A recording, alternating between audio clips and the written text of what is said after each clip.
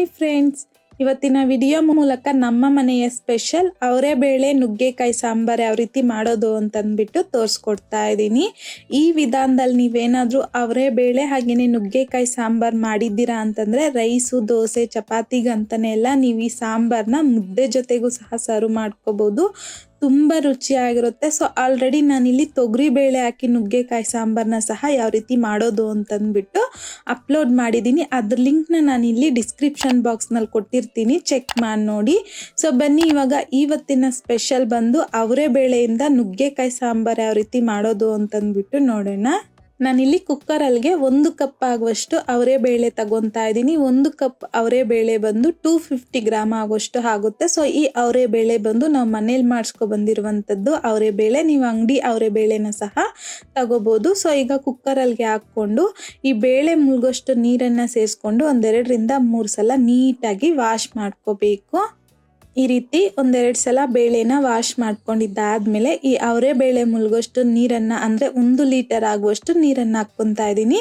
ಹಾಗೆಯೇ ಒಂದು ಅರ್ಧ ಟೀ ಸ್ಪೂನ್ ಆಗುವಷ್ಟು ಅರಿಶಿನ, 1 ಟೀ ಸ್ಪೂನ್ ಆಗುವಷ್ಟು ಎಣ್ಣೆ ಸಹ ಹಾಕ್ಕೊಂಡು ಒಂದ್ಸಲ ಚೆನ್ನಾಗಿ ಮಿಕ್ಸ್ ಮಾಡ್ಕೋಬೇಕು. ಈ ರೀತಿ ಮಿಕ್ಸ್ ಮಾಡ್ಕೊಂಡಿದ್ದಾದ್ಮೇಲೆ ಕುಕ್ಕರ್ ಲಿಡ್ನ ಕ್ಲೋಸ್ ಮಾಡ್ಕೊಂಬಿಡಿ. ಕ್ಲೋಸ್ ಮಾಡ್ಕೊಂಡಿದ್ದಾದ್ಮೇಲೆ ಮೀಡಿಯಂ ಫ್ಲೇಮ್ನಲ್ಲಿ 1-2 ರಿಂದ 3 ವಿಷಲ್ ಬಂದರೆ ಸಾಕು. ಸೊ 1-2 ರಿಂದ 3 ವಿಷಲ್ ಬಂದಾದ್ಮೇಲೆ ವಿಷಲ್ ಪೂರ್ತಿಯಾಗಿ ತಣ್ಣಗಾಗಬಿಟ್ಟು ನಾನಿಲ್ಲಿ ಲಿಡ್ನ ಓಪನ್ ಮಾಡ್ಕೊಂಡು ತೋರಿಸ್ತಾ ಇದ್ದೀನಿ. ನೋಡಿ, ಬೇಳೆ ಅನ್ನೋದು ತುಂಬ ಸಾಫ್ಟಾಗಿ ಬೆಂದಿರಬಾರ್ದು. ಸೊ ಈ ರೀತಿಯಾಗಿ ಬೇಳೆಯಾಗಿ ಇರಬೇಕು, ಜೊತೆಗೆ ನಮ್ಗೆ ಬೇಳೆ ಅನ್ನೋದು ಪೂರ್ತಿಯಾಗಿ ಬೆಂದೋಗಿರಬೇಕು. ಸೊ ಈ ರೀತಿಯಾಗಿ ನಾವಿಲ್ಲಿ ಬೇಳೆನ ಬೇಯಿಸ್ಕೊಂಡಿದ್ದಾದ್ಮೇಲೆ ಪಕ್ಕಕ್ಕಿಟ್ಕೊಂಡು ನಾನಿಲ್ಲಿ ಪಾತ್ರೆಗೆ 4 ರಿಂದ 5 ಟೇಬಲ್ ಸ್ಪೂನ್ ಎಣ್ಣೆ, ಹಾಗೆಯೇ 1 ಟೀ ಸ್ಪೂನ್ ಸಾಸಿವೆ, 1 ಅರ್ಧ ಟೀ ಸ್ಪೂನ್ ಜೀರಿಗೆ, 1 ಎಸಲಾಗುವಷ್ಟು ಕರಿಬೇವು, 1-2 ಬ್ಯಾಡ್ಗೆ ಒಣಮೆಣಸಿನ್ಕಾಯಿ, 1 ಬೆಳ್ಳುಳ್ಳಿನ ಸಿಪ್ಪೆ ತೆಗೆದ್ಬಿಟ್ಟು ಕ್ರಷ್ ಮಾಡಿ ಹಾಕ್ಕೊತಾ ಇದ್ದೀನಿ. ಹಾಗೆಯೇ 1 ಈರುಳ್ಳಿನ ಸಣ್ಣದಾಗಿ ಕಟ್ ಮಾಡಿಬಿಟ್ಟು ಹಾಕ್ಕೊಂಡು ಮಿಕ್ಸ್ ಮಾಡ್ಕೊತಾ ಮೀಡಿಯಂ ಫ್ಲೇಮ್ನಲ್ಲಿ ಈರುಳ್ಳಿ ಒಂದು 50% ಆಗುವಷ್ಟು ಈರುಳ್ಳಿನ ಫ್ರೈ ಮಾಡ್ಕೋಬೇಕು. ಫ್ರೈ ಮಾಡ್ಕೊಂಡಿದ್ದಾದ್ಮೇಲೆ 2 ಮೀಡಿಯಂ ಸೈಜಲ್ಲಿ ಇರುವಂಥದ್ದು ಟೊಮೊಟೊನ ಸಹ ಹಾಕ್ಕೊಂಡು 1-2 ನಿಮಿಷ ಟೊಮೊಟೊ ಸಾಫ್ಟ್ ಆಗೋವರೆಗೂ ಫ್ರೈ ಮಾಡ್ಕೊಂಡಿದ್ದಾದ್ಮೇಲೆ ಇದ್ರಲ್ಗೇನೆ 4 ಟೇಬಲ್ ಸ್ಪೂನ್ ಆಗುವಷ್ಟು ಹೋಮ್ ಮೇಡ್ ಸಾಂಬಾರ್ ಪೌಡರ್ ಹಾಕ್ಕೊತಾ ಇದ್ದೀನಿ. ಈ ಸಾಂಬಾರ್ ಪೌಡರ್ ಯಾವ ರೀತಿ ಮಾಡೋದು ಅಂತಂದ್ಬಿಟ್ಟು ಲಿಂಕನ್ನು ಡಿಸ್ಕ್ರಿಪ್ಷನಲ್ಲಿ ಕೊಟ್ಟಿರ್ತೀನಿ, ಚೆಕ್ ಮಾಡಿ ನೋಡಿ. ಹಾಗೆಯೇ ಖಾರಕ್ಕೆ ತಕ್ಕಷ್ಟು 1 ಟೇಬಲ್ ಸ್ಪೂನ್ ಆಗುವಷ್ಟು ಚಿಲ್ಲಿ ಪೌಡರ್ ಹಾಕ್ಕೊತಾ ಇದ್ದೀನಿ. ಹಾಗೆಯೇ ನಾನಿಲ್ಲಿ 5 ರಿಂದ 6 ನುಗ್ಗೆಕಾಯಿನ ಈ ರೀತಿ 1-2 ಇಂಚಲ್ಲಿ ಕಟ್ ಮಾಡಿಕೊಂಡು ಮೇಲ್ಗಡೆ ಸ್ವಲ್ಪ ಲೈಟಾಗಿ ಸಿಪ್ಪೆ ತೆಗೆದ್ಬಿಟ್ಟು ವಾಶ್ ಮಾಡಿಬಿಟ್ಟು ಇದರಲ್ಲಿಗೆ ಹಾಕ್ಕೊತಾ ಇದ್ದೀನಿ. ಹಾಕ್ಕೊಂಡಿದ್ದಾದ್ಮೇಲೆ ರುಚಿಗೆ ತಕ್ಕಷ್ಟು ಕಲ್ಲುಪ್ಪನ್ನು ಸಹ ಹಾಕ್ಕೊಂಡು ಒಂದ್ಸಲ ಚೆನ್ನಾಗಿ ಈ ರೀತಿ ಮಿಕ್ಸ್ ಮಾಡ್ಕೊತಾ 1-2 ರಿಂದ 3 ನಿಮಿಷ ಫ್ರೈ ಮಾಡ್ಕೊಳ್ಳಿ ನುಗ್ಗೆಕಾಯಿನ. ಸೊ ಒನ್ಸ್ ಈ ರೀತಿಯಾಗಿ ನುಗ್ಗೆಕಾಯಿನ ಮಿಕ್ಸ್ ಮಾಡ್ಕೊಂಡಿದ್ದಾದ್ಮೇಲೆ ಇದ್ರಲ್ಗೇನೆ 1 ಲೀಟರ್ ಆಗುವಷ್ಟು ನೀರನ್ನು ಹಾಕ್ಕೊತಾ ಇದ್ದೀನಿ. ಸೊ ಹಾಕ್ಕೊಂಡಿದ್ದಾದ್ಮೇಲೆ ಮತ್ತೊಂದ್ಸಲ ಚೆನ್ನಾಗಿ ಮಿಕ್ಸ್ ಮಾಡ್ಕೋಬೇಕು. ಮಿಕ್ಸ್ ಮಾಡ್ಕೊಂಡಿದ್ದಾದ್ಮೇಲೆ ಲಿಡ್ನ ಕ್ಲೋಸ್ ಮಾಡಿಕೊಂಡು ಮೀಡಿಯಂ ಫ್ಲೇಮ್ನಲ್ಲಿ 8 ರಿಂದ 10 ನಿಮಿಷ ಚೆನ್ನಾಗಿ ಕುದಿಸ್ಕೋಬೇಕು. ನುಗ್ಗೆಕಾಯಿನ ಬೇಯಿಸ್ಕೋಬೇಕು. 10 ನಿಮಿಷ ಆದಮೇಲೆ ಲಿಡ್ಡನ್ನು ತೆಗೆದು ಒಂದ್ಸಲ ಚೆನ್ನಾಗಿ ಮಿಕ್ಸ್ ಮಾಡ್ಕೊಳ್ಳಿ. ಮಿಕ್ಸ್ ಮಾಡ್ಕೊಂಡಿದ್ದಾದ್ಮೇಲೆ 1 ನುಗ್ಗೆಕಾಯಿನ ತೆಗೆದು ಚೆಕ್ ಮಾಡ್ಕೊಳ್ಳಿ, ಬೆಂದಿದ್ರೆ ಸಾಕು. ಇನ್ನೂ ಬೆಂದಿಲ್ಲ ಅಂತಂದರೆ 1-2 ನಿಮಿಷ ಮತ್ತೆ ಬೇಯಿಸ್ಕೋಬೇಕು.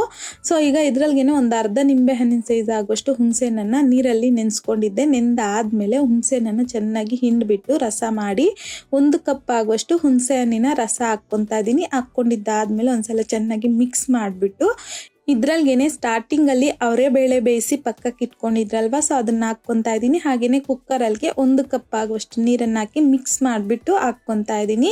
ಹಾಕ್ಕೊಂಡಿದ್ದಾದ್ಮೇಲೆ ಮಿಕ್ಸ್ ಮಾಡಿಕೊಂಡು ಮೀಡಿಯಂ ಫ್ಲೇಮ್ನಲ್ಲಿ 5 ರಿಂದ 6 ನಿಮಿಷ ಚೆನ್ನಾಗಿ ಕುದಿಸ್ಕೋಬೇಕು. ನೀವು ನೋಡ್ಕೊಳ್ಳಿ, ಇಲ್ಲಿ ನೀರು ಕನ್ಸಿಸ್ಟೆನ್ಸಿ ಸಾಂಬಾರು ಯಾವ ರೀತಿ ಬೇಕೋ ಆ ರೀತಿಯಾಗಿ ನೀರನ್ನು ಹಾಕಿ ಅಡ್ಜಸ್ಟ್ ಮಾಡ್ಕೊಳ್ಳಿ. ಸೊ ಈ ರೀತಿ ಕುದೀತಾ ಇರಬೇಕಾದ್ರೆ ಚೆನ್ನಾಗಿ ಸಾಂಬಾರು ಸಣ್ಣದಾಗಿ ಕಟ್ ಮಾಡ್ಕೊಂಡಿರುವಂಥ ಕೊತ್ತಂಬರಿನ ಸಹ ಹಾಕ್ಕೊಂಡು ಒಂದ್ಸಲ ಮಿಕ್ಸ್ ಮಾಡಿಬಿಟ್ಟು ಫ್ಲೇಮ್ನ ಆಫ್ ಮಾಡ್ಕೊಂಬಿಡಿ. ಅಷ್ಟೇ, ನಮಗಿಲ್ಲಿ ಸಾಂಬಾರು ಅನ್ನೋದು ರೆಡಿ ಆಗೋಗುತ್ತೆ. ಸೊ ಈ ವಿಧಾನದಲ್ಲಿ ಅವರೆಬೇಳೆ ಹಾಕಿ ನುಗ್ಗೆಕಾಯಿ ಸಾಂಬಾರನ್ನ ಮಾಡಿ ನೋಡಿ, ತುಂಬ ರುಚಿಯಾಗಿರುತ್ತೆ. ನೀವು ರೈಸು ಹಾಗೆಯೇ ಇಡ್ಲಿ ದೋಸೆಗಂತನೇ ಅಲ್ಲ, ನೀವು ಈ ಸಾಂಬಾರನ್ನ ಬಂದು ಮುದ್ದೆ ಜೊತೆಗೂ ಸಹ ಸರ್ವ್ ಮಾಡ್ಕೋಬೋದು. ತುಂಬ ರುಚಿಯಾಗಿರುತ್ತೆ. ಸೊ ಹಾಗಾಗಿ ಈ ವಿಧಾನದಲ್ಲಿ ತಪ್ಪದಿರ ನೀವು ಸಹ ಅವರೆಬೇಳೆ ನುಗ್ಗೆಕಾಯಿ ಸಾಂಬಾರನ್ನ ಮಾಡಿದ್ದಾದ್ಮೇಲೆ ನಿಮಗೂ ಸಹ ಟೇಸ್ಟ್ ಹೇಗೆ ಬಂತಂದ್ಬಿಟ್ಟು ಮರಿದೇ ಕಾಮೆಂಟ್ ಬಾಕ್ಸಲ್ಲಿ ಕಮೆಂಟ್ ಮಾಡಿ, ಲೈಕ್ ಮಾಡಿ. ಹಾಗೆಯೇ ನಿಮ್ಮ ಫ್ರೆಂಡ್ಸ್ ಆ್ಯಂಡ್ ಫ್ಯಾಮಿಲಿ ಜೊತೆಗೆ ಶೇರ್ ಮಾಡಿ. ಮತ್ತಷ್ಟು ಈಸಿ ಆ್ಯಂಡ್ ಸಿಂಪಲ್ ಕ್ವಿಕ್ ರೆಸಿಪೀಸ್ಗೋಸ್ಕರ ದಯವಿಟ್ಟು ನೀವಿನ್ನೂ ನಮ್ಮ ಮೇಘಶ್ರೀಸ್ ಕಿಚನ್ ಚಾನಲ್ನ ಸಬ್ಸ್ಕ್ರೈಬ್ ಮಾಡಿಲ್ಲ ಅಂತಂದರೆ ಸಬ್ಸ್ಕ್ರೈಬ್ ಮಾಡಿ.